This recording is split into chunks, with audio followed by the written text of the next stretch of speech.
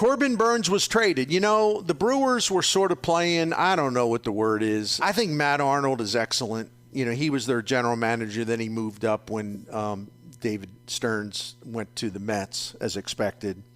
And Matt Arnold comes from that Tampa Bay background. He's really, really smart. I think the Brewers have a hell of a general manager, but they also have they're in one of the smallest markets in the major leagues. I think their owner has actually done pretty well trying to spend money or spending money, but they're cutting back now. Matt Arnold is almost offended when people throw the R word at him, rebuild, you know, and he had to answer all those questions after trading Corbin Burnes yesterday. But they spent weeks and weeks in almost denial. They weren't saying, no, he's going to be with us in 2024. But they seemed to bristle at this idea they were going to trade him like it was an absolute thing.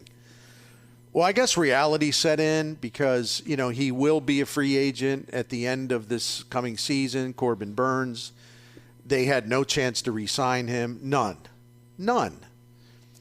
And so what do? Are you going to win the division with him? Listen, I guess it's possible, but it's not like they're, you know, riding a hot hand these days.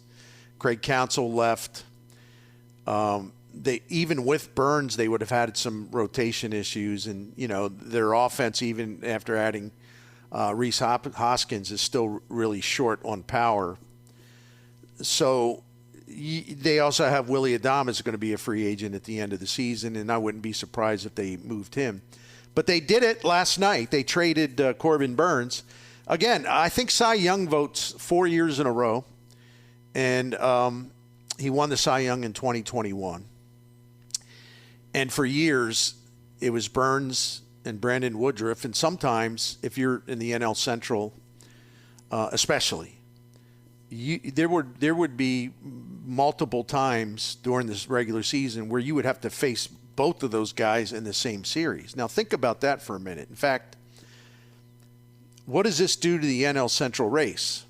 Well, you know, I actually did a little homework on that. And what does this mean for Milwaukee? Because this has been their enduring strength for quite a while. Since 2021, the Brewers have ranked third in the majors in starting pitching ERA behind the Dodgers and the Astros. This has been their number one strength without a doubt. While they were ranking, since 2021, while they were ranking third in baseball in rotation ERA, the Cardinals were 18th, the Cubs were 20th, the Reds were 26th, and the Pirates were 28th. That's the big, huge advantage. That and the manager, those were the big, huge advantages, that rotation they had over everyone else in the NL Central. And now it's gone because it's not only Burnes and Woodruff, sorry. Mm-hmm. It's not just Woodruff wasn't going to be able to. He wouldn't have pitched this year anyway with his shoulder, and that's why they didn't tender an offer. He's a free agent, but he's not expect. It's not expected that he'll pitch. If he does, it'll be a little bit towards the end of the year in 2024. So we'll see what team wants to take a chance on him, but then convincing him to sign cheaper for 2025. But it wasn't just that they lost those two guys, or they traded or released those two guys, either or. You gotta add Adrian Hauser to the list because he started a lot of games for the Brewers over those 3 seasons, and Eric Lauer, who wasn't very good last year, but he helped the Brewers quite a bit, unexpectedly so, from 21 through 23. So 21 through 23, just Burnes and Woodruff, 161 starts combined over those 3 seasons. And then those two guys alone over those 3 years made 68 starts against NL Central teams. Now, if you add in Hauser and Lauer, the Brewers received 119 starts from those 4 starters in games against the Cardinals, Cubs, Reds, and Pirates over the past 3 seasons. And the thing of it is, they all pitched really well. They're the 4 starters that through all those games against NL Central teams, against NL Central teams, their ERAs ranged from 2.53 to 4.2. So it's not like they were getting bombed. Hauser and Lauer really did well too, but of course it was led by Burnes and Woodruff. So you subtract all those starts that you've been used to getting for the last 3 years from those guys overall, but also specifically in the Central, and you subtract 4 guys from a rotation that has been the third best in baseball since 2021.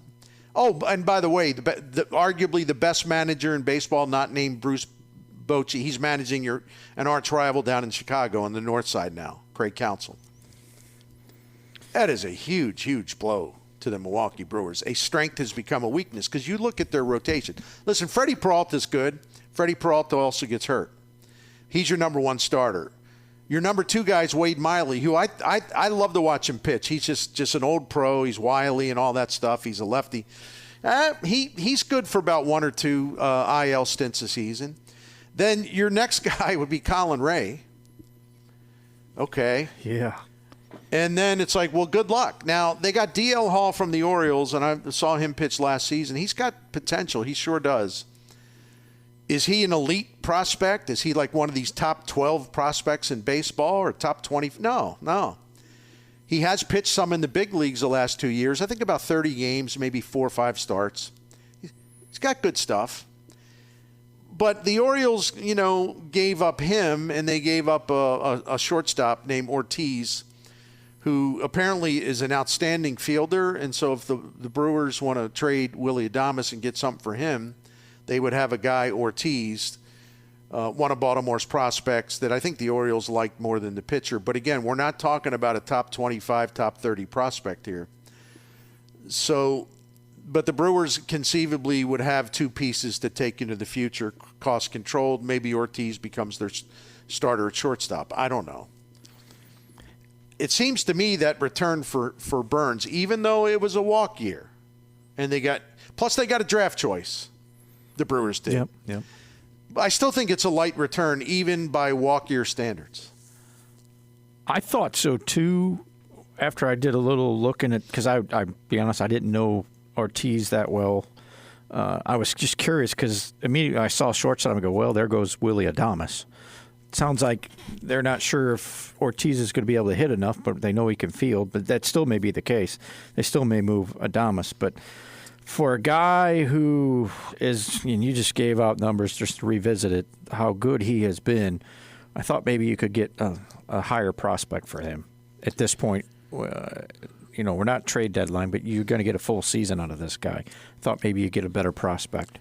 But, maybe they wasn't offered. I don't know. Well, I don't know. The Orioles, the one thing about Mike Elis, their general manager, who really started with I think he was don't all the good teams have people that have Tampa Bay roots? It seems that way. I know that Elias actually, I think with Jeff Luhnow, he may have been kind of a consultant in St. Louis for a while, but then he was part of the Cubs operation. Then he went to the Astros, and he definitely was like a number 2 to Luhnow.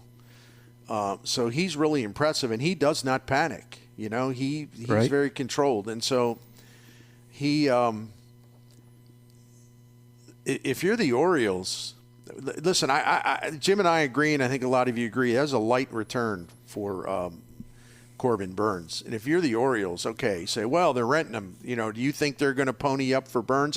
Well, I think there's more of a chance now that they're going to have new ownership. And I know that this new ownership group that's got a ton of money, they're only going to own 40% of the team, at least until the point that Peter Angelos passes away. Then they have the option to buy the rest, which they will. But listen, you look at this shortstop, Joey Ortiz, right? He'll be a starting shortstop in the majors because of his defense, and I think a lot of people believe, eventually he'll hit some. He had no chance to be with the Orioles. They got more shortstops, third baseman, second baseman that they know what to do with. There is just no way he was even going to play for them, not with Jackson Holliday and Gunnar Henderson and even a couple other guys I can mention. So how do you maximize Ortiz's return? Well, okay, you buy a year of Corbin Burnes. You had 101 victory team last year that won the division, surprised everyone, but you didn't have that oomph in terms of your rotation to go into the postseason with. You didn't have the classic number one starter. Now they do. And you gave up a shortstop that would not have played for you. It's not only blocked, it's like double, triple blocked, quadruple blocked. Yeah.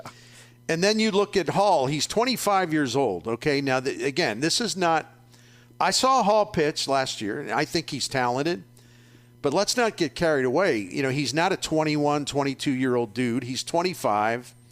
He's already been in professional baseball, the minors, and a little bit in Baltimore for 7 seasons. He's made like 5 major league starts at the most. He probably projects as a reliever long term. Maybe even a really, really outstanding reliever. But there's a lot of relievers out there. So when you give up a Hall and Ortiz for Burnes, yeah, maybe it's 50-50 that will be a rental. I think Burnes will want to go to free agency anyway. But what did the Orioles give up? They've got multiple prospects everywhere. Yeah. Like elite prospects. And they can't play them all. So when I did see that, the first note I saw of this trade last night, Bert, is like, well, they're getting prospects. We don't know who they are yet. And I went, wow, this should be a pretty decent, prospect or two. And like you said, you just kind of went, that's not all that great. Didn't hurt. I think, like you said, it did not hurt the Orioles at all what they gave up. I think the Cardinals, just my opinion, I think they got just as much from the Texas Rangers for the Rangers renting Jordan Montgomery for 2 months plus the postseason. Yeah. Now, listen, Jordan Montgomery helped them. Don't get me wrong, but he's a walk-year guy too, and no one seems to know where he's going to go. But I thought Mozeliak did in the staff. I thought they did pretty damn well in the return for him because Tekoa Roby's legit. Is he a number 1 or number 2 starter? No. But if you have him as a really, really good 3 or 4 starter, I'll take that. He's got excellent stuff. Thomas Agassi, again, we have to wait and see. I don't know where he'll play as far as defensively. Guy's a born hitter. So, I'm just saying that was a pretty good return for a trade deadline rental. Yes. That's all I'm saying. I agree. Not a full season rental. Just for, 5-6 starts down the stretch? Well, and we know what he did in the series, but still. Yeah. That's. And I don't know where he's gone. I don't know where that stands. Only Scott Boras knows. So the Brewers are hurting. Their number 1 strength for years is now diminished. Well, actually, their top 2 strengths are diminished. Seriously diminished. No Craig Counsell, no elite starting rotation that's one of the very best top 3 in the majors the last 3 years. That's all gone. What they do have is an excellent farm system, and they have some guys that are going to be graduating soon. And that'll help. That'll help them move this forward. Don't get me wrong, but it might be a while before they're ready to win big again. But they are set with a really good farm system. The Cubs also have a really good farm system. But this just opens everything up for all the other teams in the Central. You say, don't get carried away with Pittsburgh. I'm not. But they are getting better. And they are, Ben Cherington's a good general manager. And they are starting to see some results from some of their drafts, and they're going to see more results this coming season. So the Pirates are on a much better track. The Reds are loaded. There's just an abundance of talent, position player talent. Well, actually pitching talent too. They have elite young players and pitchers. Do they have that guy at the top of their rotation that can sort of put it all together, put that whole rotation together, but having that guy at the top? Well, Hunter Green's got the ability to be that guy, but and maybe he will blossom in 2024. He's awfully talented. They got Nick Martinez. They got Frankie Montas, Emilio Pagan for their bullpen. Listen, none of those things blow me away, but at least the Reds have added, they'll have more choices for pitchers now. They will have, I think, better pitching. How much, I don't know, but they have more guys to kind of call on.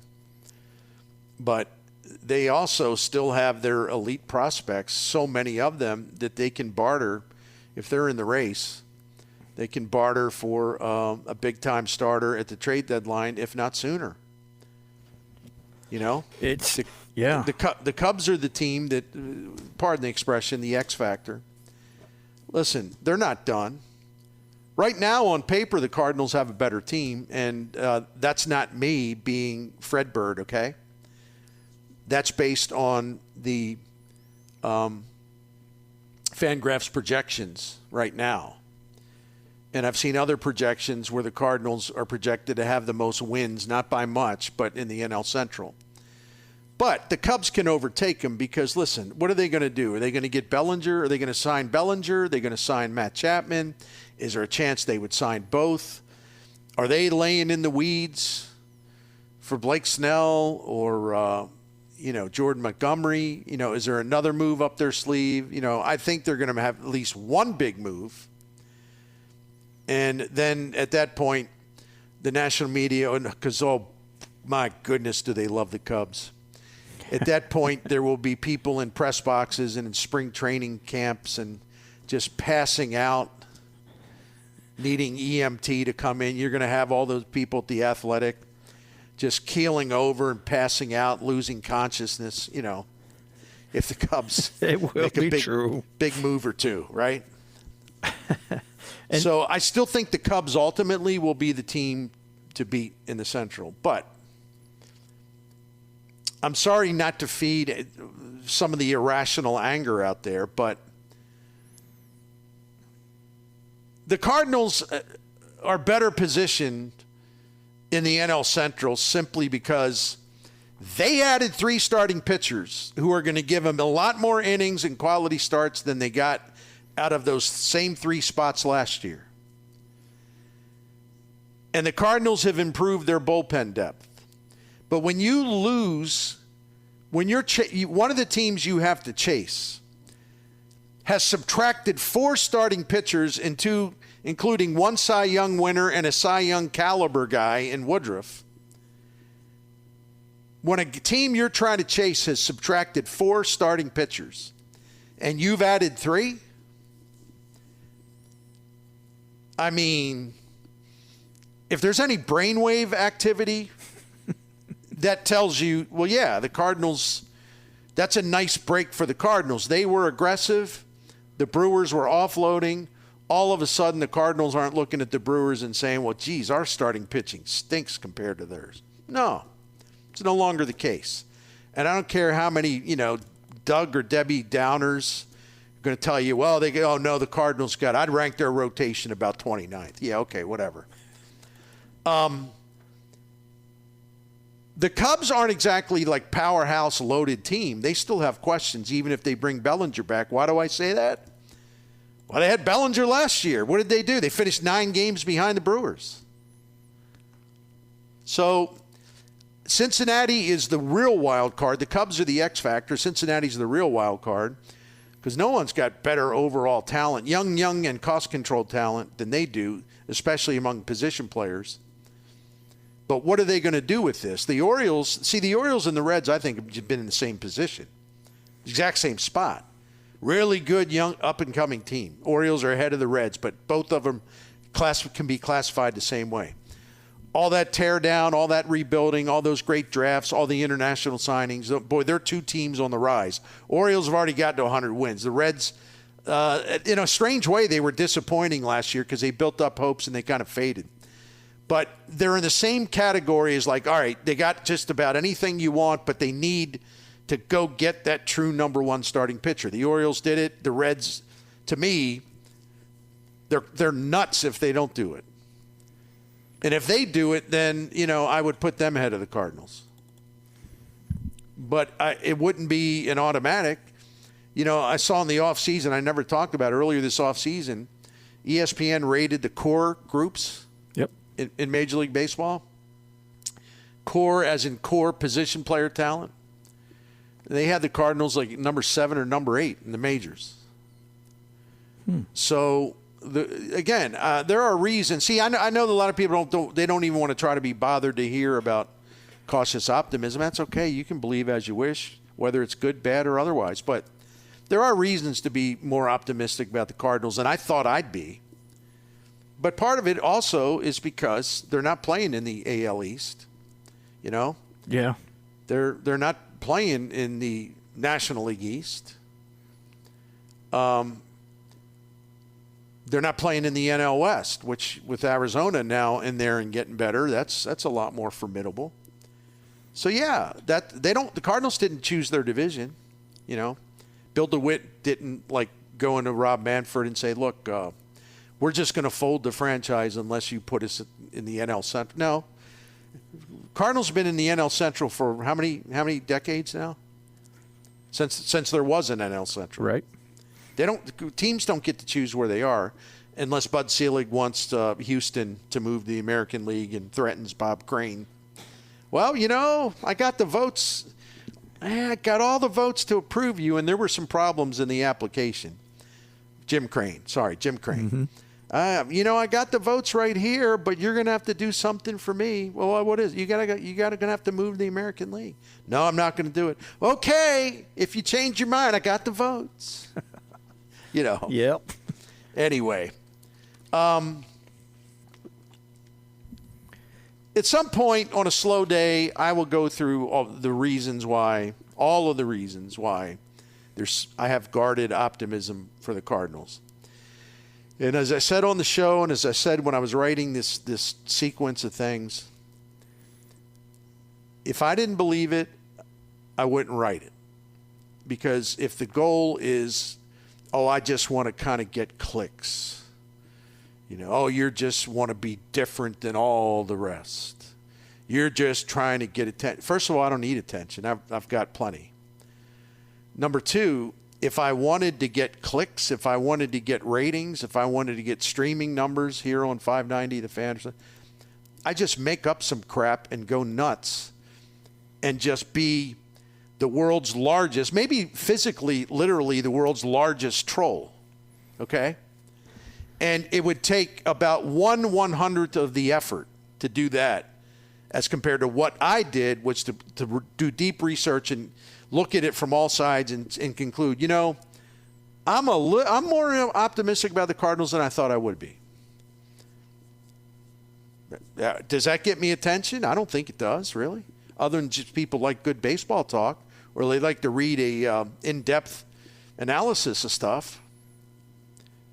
I could do the troll thing, and, actually maybe I'm stupid. Maybe I need to do that. I don't know. Be a lot easier. I'd have more free time, Jim. Yeah, you would. That's for sure. So, it's going to be an interesting watch, though, because this division, like you said, each team has holes, but there's a lot of possibilities with potential on a lot of these teams. That you mentioned that Reds group. It felt like every other week, Bernie, last year with their Reds team is like, here comes another prospect from the minors to help contribute. It's unreal. It really was nuts. And they were just so streaky. And I tell you what, man, there's going to be some pressure on David Bell this year. I would think so. I like David Bell, but come on, man, you got a treasure trove of young talent there. He's got to get him to another level. Agreed. By the way, how about before I start to wind down here, how about Theo Epstein? That's another interesting move. My head went up when I saw that. My eyebrows went, huh? Okay. So Theo Epstein's returning to the Red Sox as part of the ownership group, selling them a small share, I'm sure, and as an advisor. Now, he's obviously itching for something to do. He spearheaded all the rules changes in baseball, so he did a good job there. But I thought that bridge might have been burned. And, they not only they basically chased Epstein off, then they fired two of his closest allies, along the way after that. But Theo brought, and Jed Hoyer brought Craig Breslow into the Cubs organization, and he's the new rising star, front office star in the bigs. And the Red Sox hired Craig Breslow to be their new general manager after they unfairly dismissed Chaim Bloom. So this actually is a pretty good move by the Red Sox, because Craig Breslow, from what I understand, is very, very smart. He's got a lot of potential to be a great GM, but he's also working for, I don't know, what would I call them? Yeah, he's working for nuts, They're out there. You're right about that. He's working for irrational, overreacting, impulsive wackos. But they bring Theo in, and Theo gets to help Breslow kind of mature into the job as the general manager. And Theo might be able, because they've seen what it's like when they're the ones calling the baseball shots. This erratic ownership group they have that's got the attention span of one of my cats chasing one of those little mice that you throw, these little stuffed mice. Right. That ring, and make all these noises when you throw it. Yeah, I mean, that's the Red Sox ownership.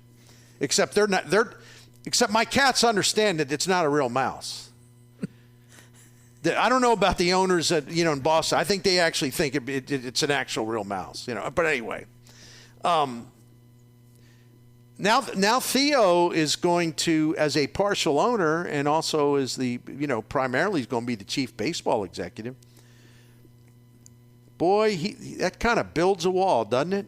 Keep those owners in line. Keep them from, constantly barging in. It's like, you got to trade everybody. Well, no, don't trade.